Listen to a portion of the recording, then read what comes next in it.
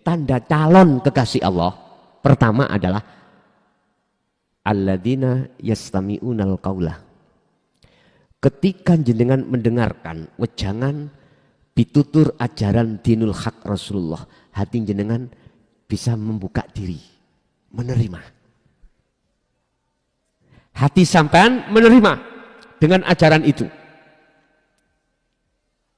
Bahkan jenengan kadang-kadang, oh ya iki sing tak goleki, ya iki sing bener. Nah itu awal tetanda Anda nanti akan menjadi kekasih Allah, berarti calon. Kedua, wayattabi'una aksanahu. Iku Az-Zumar ayat 18. Jenengan ini akan mengikuti apa yang terbaik di situ. Artinya, apa yang jenengan dengarkan, keilmuan itu, ajaran itu, jenengan praktekkan di dalam setiap laku. Ahwal jenengan, keadaan hati sampean itu akan berhukum dengan petunjuk hidayah yang ada di ajaran itu. Contoh, sholat. Petunjuknya bagaimana? Biar kau bisa bertemu Allah. Inni wajjahtu wajhiya. Dengan sistem dzikir sirul asrar. Jenengan jalankan. Ini ki wayat tabiuna aksanahu. Nyun sewu Pak, ketika jenengan melakukan hal ini, berarti pasti di dalam hati sampean itu ada sebuah kerinduan untuk bertemu Allah, tapi belum bertemu. Su'aul basyirah, tapi belum sampai ke aidul basyirah. Ini disebut salikin atau sairin. Mereka dalam perjalanan atau proses tahali, ya, proses tahali, proses pembersihan syirik keimanan di dalam hati jenengan.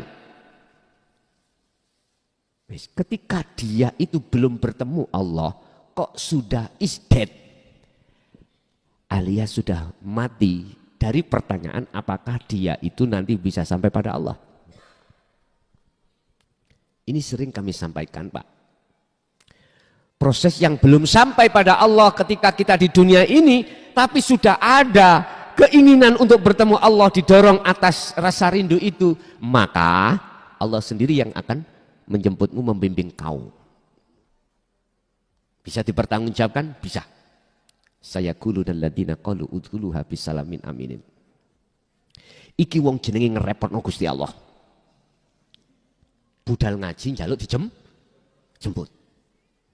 Wis sekarang sampean pengen ngerepotnya apa gak? Nek gak budal dhewe. Artinya apa? Udah. Sisa umur kita Pak, entah tinggal berapa tahun.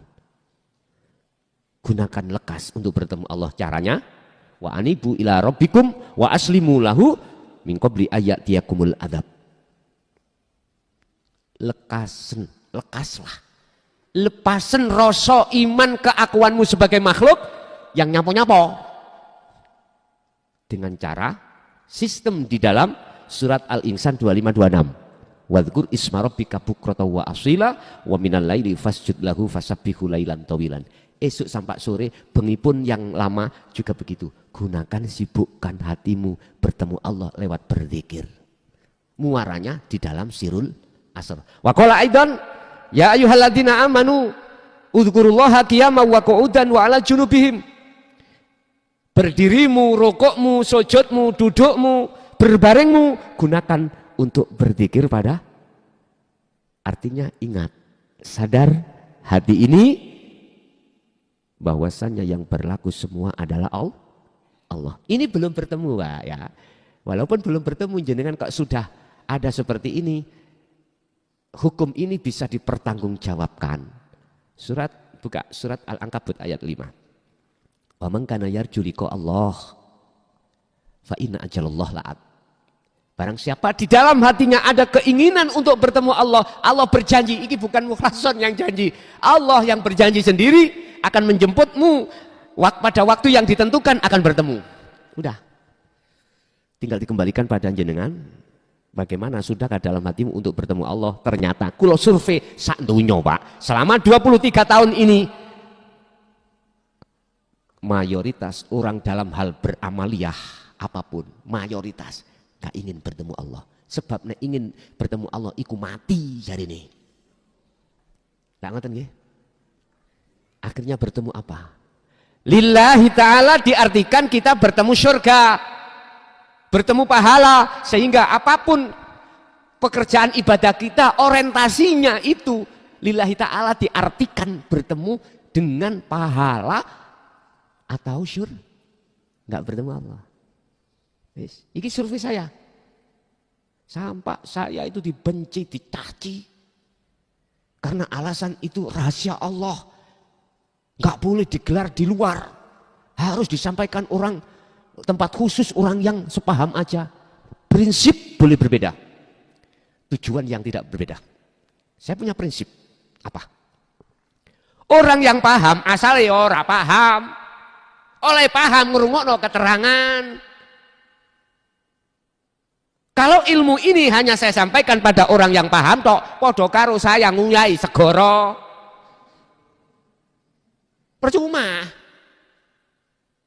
Harus ku sampaikan pada mereka yang belum paham. Urusan pertama gap, mohon maaf lo ya, bertolak belakang. Oh, iku kejeron. Misalnya, iki ilmu bingung. Dari tadolalah. Bahkan sampai Rasulullah dikatakan, mohon maaf, tukang sihir pada saat itu, Pak. Rasulullah mincina sebagian daripada orang gila. Kata orang kafir Quraisy atau kafir kaum Taif. Bencinya setengah mati. Enggak apa-apa. Dasar saya ada.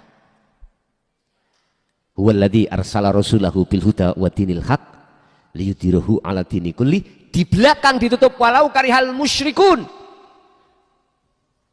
Walaupun banyak mereka yang mencaci. Lah, nek sing disampaikno iki wong paham-paham gak ono cacian, Pak. Mek ngene-ngene tok, manduk-manduk. Kadang manduk gak balik. Iku jenenge wong keturon. Tapi kalau kita sampaikan di tengah-tengah mereka yang belum paham, ada gap. Dan inilah awal dari pembuka kefahaman di situ. Mungkin ratusan orang, entah orang 10 atau 1, nanti kalau tidur jangan-jangan, iya bener omongan wong gendeng maneh. Nek dingen-ngen, aku iki gak iso ngadeg, gak iso rukuk, nek gak ono sing ngrukukno. Lak ngoten nggih. Akhirnya mang ngomongi gendeng, sekarang gendengin nang Allah. Wis bener, ya wis, akhirnya mengikuti, Pak. Istilah saya ini jaring iwak, Pak. Saya tidak harus dapat semua banyak ikan, enggak. Oleh urusannya Allah. Yang penting jolo sudah saya tabarkan, seret. Oleh gadul monggo, sili ya monggo. Walaupun enggak dapat ikan mujair. Siapa ngerti? Di situ nanti dapat anakan jair, otomatis ini nanti akan jadi ikan jair otomatis nih. Jadi itulah sebagai dasar saya. Mengapa? Secara manusiawi itu rahasia Allah, saya buka secara umum karena yudhirahu 'ala dini kulli walau karihal musyrikun. Ada yang di belakang walau karihal kafirun, walaupun di tengah umum sampaikan. Tapi resikonya sampean tahu sendiri, ya. Saya ngalami sendiri mulai tahun 2000 sampai 2009 itu tegang-tegangi, Pak. Cara orang sakit ngono kritis. Perlawanan luar biasa. Kalau sudah menginjak 2014, ini sondok pena sampai sekarang. Artinya banyak ulama-ulama, kiai-kiai akhirat yang berani bermunculan, baik secara umum di majelis maupun secara umum di medsos. Tapi siap-siaplah pertentangannya kuat juga, gitu loh. Kami sebetulnya tidak mencari permusuhan, enggak. Itu bentuk kasih sayang Allah terhadap rohaniyahmu, yang rohaniyahmu selama ini kau tidak menyadari kalau tertipu oleh nafsu. Lewat bersukaria terus rohaniyah terhadap kesenangan dunia. Didatangkan ajaran Rasulullah itulah untuk membebaskan dirimu, ya. Membebaskan rohaniyahmu dari cengkraman hawa nafsu. La ikraha fiddin, qad tabayyana rusdu minal ghayy.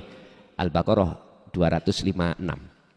Tidak ada paksaan bagi siapapun ikut maupun tidak ikut dengan ajaran Rasulullah ini. Ajaran yang bagaimana? qad tabayyana rusdu minal ghoi. Ajaran yang membebaskan ruhaniyahmu dari belenggunya hawa nafsu. Oke. Jadi tetap Pak sampai pada Allah. Apalagi yang sudah wasilun. Nah, sing salikun aja nyampe kok apa maneh. Cuman nyampainya diteruskan ketika saat dia pindah alam. Ya, pindah alam. Ini alam hadroh, alam mukasyafah menuju alam musyahadah. Oke, ada lagi?